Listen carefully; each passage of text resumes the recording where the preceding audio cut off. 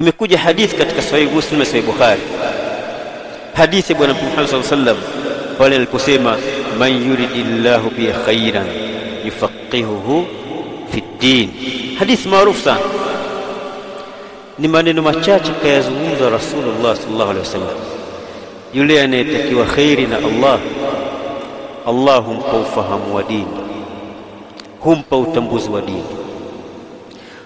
Mwana wa chuoni Imam Bukhari rahimahullah alipokuwa akielezea hadithi hii anasema hivi, wal khairu, na khairi kusudiwa katika hii hadithi huwa dukhulul janna wassalamatu minan nari, ni khairi ya wewe kuingia peponi na kadhalika na kuwekwa mbali na kusalimishwa na adhabu ya moto. Yule ambaye ataingia peponi na kuepusha na adhabu ya moto ili afike kwenye haya malengo, jambo la kwanza kusifakihuhu fi din, Allah tabaraka wa ampa utambuzi wa dini. Sasa hebu tuulizane jamani, hivi utambuzi wa dini utapewa tu ushuke kutoka mbinguni hivi hivi? Hapana. Ukiona msikitini kuna darasa watu wasoma, hata kama umeanza alifu, kajiunge. Alifu itakwenda mtafika mbali. Wallahi kuna babu mmoja mimi namtolea mfano sana, Allah mrahamu, ashafariki yule mzee. Ni msukuma yule mzee, ni mtu huku Mwanza.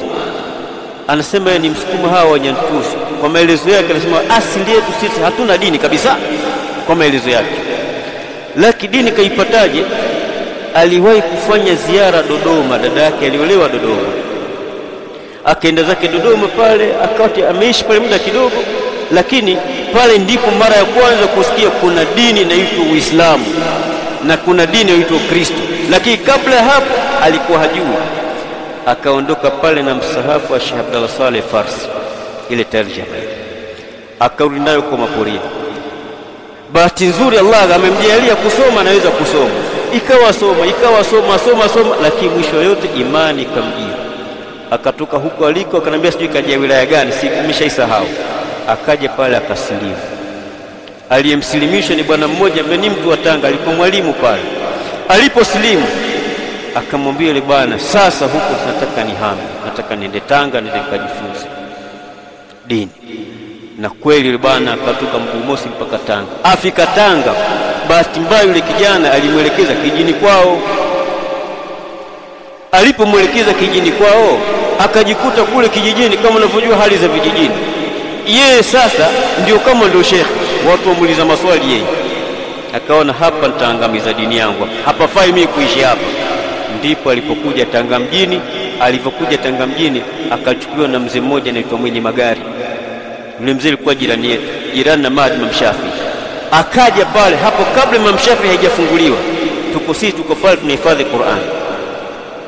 Akaja pale tukaanza kumsomesha alifu kwa kijiti, kaanza kusoma. Wallahi yule mzee hamwezi amini, mpaka mwishoni mwa uhai wake sisi tukitatizika aya hii inaipata sura gani, tunaenda kwake, hii aya inapatikana sura gani, anakwambia nenda Maida aya fulani.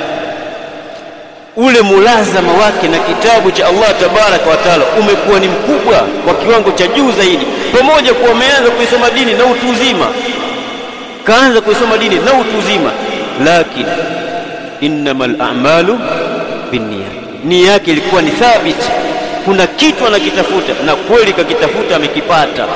Yule bwana hajawahi kurudi kwao mpaka mauti akamfika. Nakumbuka alifariki mwezi wa Ramadhani, kaswali la asri, arudi nyumbani kwake kujipikia iftari, anakuja kuiswali magharibi, aanguka njiani afariki. Asubuhi watu wanamzika. Nukta yangu ya msingi ni nini?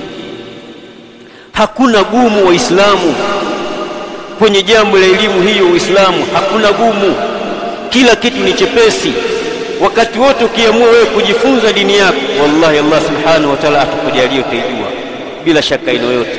Kwanza utakuwa ujipime kiwango chako kwenye Qur'ani kikoje. Waweza kufungua Qur'ani na ukasoma? Huwezi. Hapa weka alama na tatizo hili la usomaji wa Qur'ani.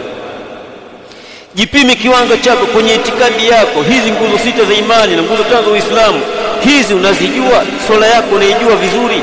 hujui, weka hapa alama hapa, kuna tatizo hapa, watakulitatue kabla Allah tabaraka wa taala hajichukua nafsi yako.